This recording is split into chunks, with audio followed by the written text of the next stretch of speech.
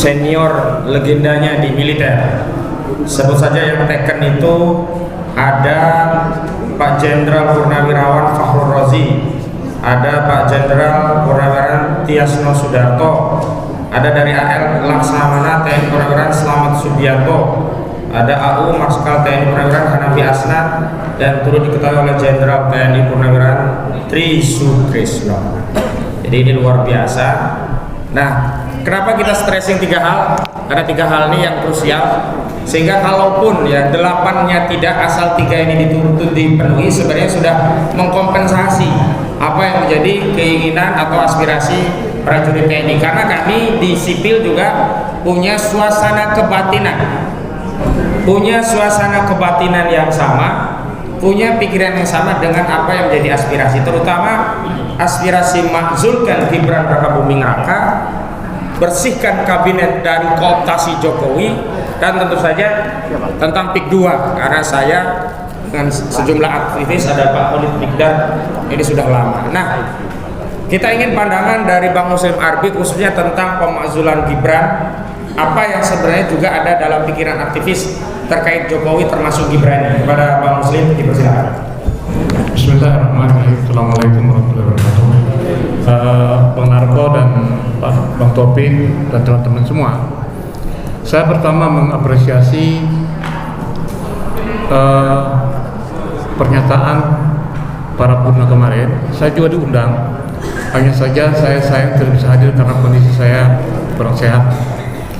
Pada prinsipnya, para purna itu melihat perjalanan bangsa ini akan kacau balau ke depan.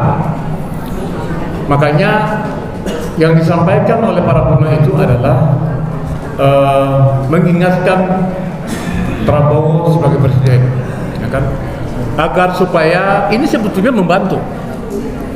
Jadi para purna itu bukan menghalang-halangi, menggercoki atau mengacaukan, bukan, membantu. Supaya apa? Supaya Prabowo itu jangan dirusak oleh Jokowi.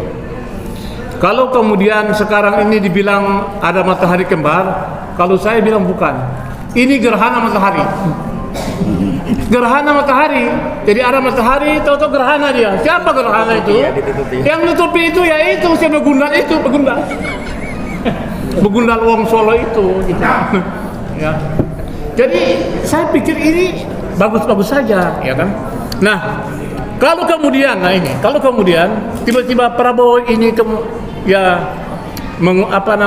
melalui juru bicaranya itu adalah sekjennya Ahmad siapa namanya itu? MPR siapa? Ahmad Muzani tiba-tiba mengatakan bahwa terpilihnya Prabowo dan Gibran itu sudah konstitusional. Ini menurut saya ini adalah bentuk pembelaan yang buta dan sangat kita sayangkan. Kenapa? Ahmad Muzani itu harus sadar bahwa dia itu ketua MPR, bukan semata-mata sekjen partai Gerindra. Kalau partai Gerindra ketumnya Prabowo, ya kan? Tapi kalau dia ketua MPR itu seluruh rakyat Indonesia. Jadi kalau kemudian tiba-tiba kalau kemudian mengatakan bahwa pemilihan itu konstitusional, kita enggak. Kenapa?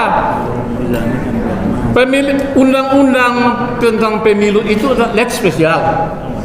Sedangkan umur Gibran itu adalah konstitusional, lebih tinggi dia. Jadi makanya kalau kemudian tadi keputusan Mahkamah Konstitusi nomor 90 yang dipimpin pamannya, ya kan, Anwar Usman, ya kan, itu jelas-jelas adalah pelanggaran. Makanya dipecat oleh Jimli waktu itu sebagai ketua MKMK, ya kan. Nah, jadi sebetulnya kalau kemudian ada pandangan, saya membaca itu ada sejumlah pandangan bahwa ini sudah konstitusional, jadi ngapain lagi para purna itu, kan itu deh. Nah, menurut saya usia Gibran yang belum 40 tahun itu melanggar Undang-Undang Dasar 45 dan itu lebih tinggi. Makanya oleh sebab itulah makanya sekarang ini jika ya kan Prabowo sebagai presiden mentaati konstitusi, maka dia harus menjunjung tinggi masukan dari para purna, para senior mereka. Sekarang kalau bukan mereka yang ngomong, atau kemudian enggak didengar, mau dengar siapa? Ini persoalannya. Kenapa? Karena saya melihat ada celah untuk menjatuhkan Prabowo itu setiap saat. Siapa bilang Jokowi dan konglomerat di belakangnya itu diam? Enggak. Contoh. Ketika Jokowi pulang ke Solo, James Riyadi dan bapaknya tuh Musa Riyadi dan sejumlah konglomerat datang ke Solo. Mengapain coba?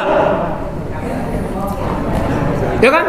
Ini berarti masih ada hubungan antara James, Musa dan koneksinya. Ya kan? Para oligarki itu dengan Jokowi. Artinya apa? Sewaktu-waktu kalau Prabowo lengah, nah naik nih si bocil nih. Naik dia. Bagaimana caranya kek?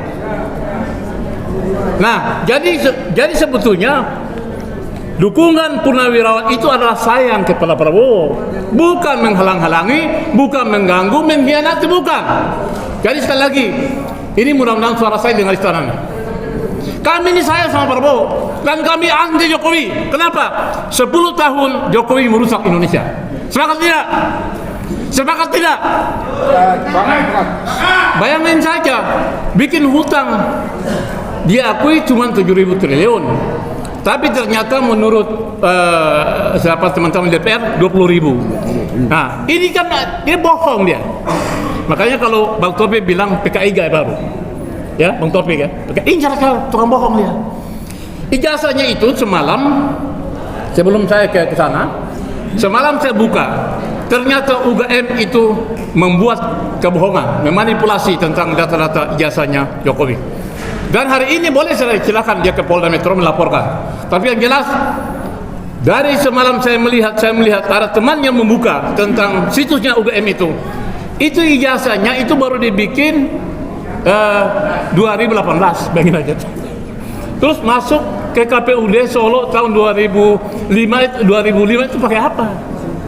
Makanya kan ketika Muhammad Taufik dan teman-teman di Solo menggugat itu, KPUD bilang datanya hilang. Nah ini kan kejahatan juga namanya ini.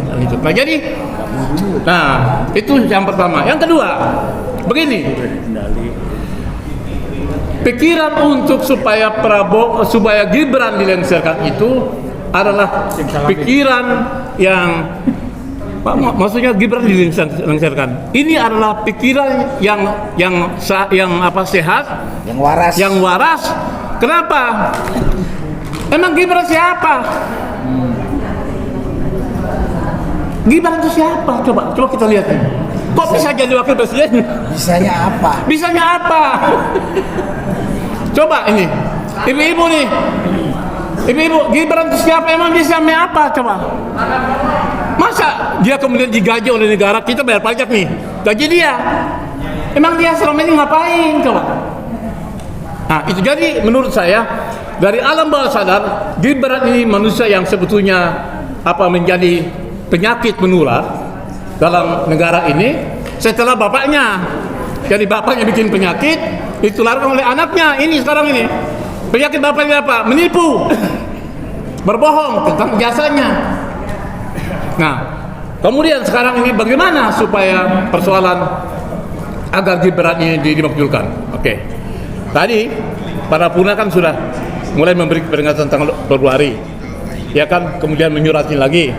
Kemudian tanggal 17 April kemarin bikin pernyataan. Nah, kalau kemudian ini nggak didengar juga, ini saya keyakinan saya bahwa jika peringatan ini nggak didengar juga sama Prabowo, akan terjadi gelombang yang dahsyat.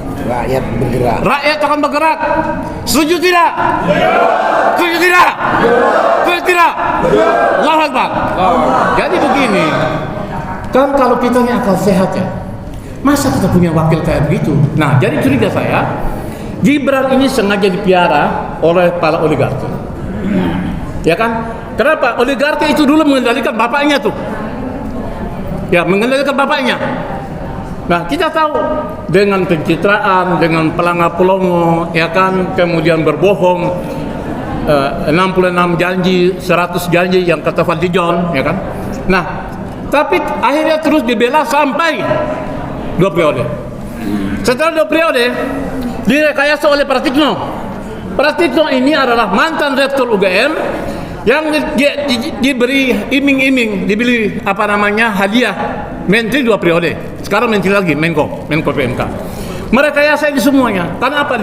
Dibuka oleh bocor halusnya Tempo bahwa Pratikno lah yang berada di bawah, di belakang skenario ini semuanya. Nah, oleh sebab itu maka Pratikno harus ditangkap. Setuju tidak? Pratikno ditangkap.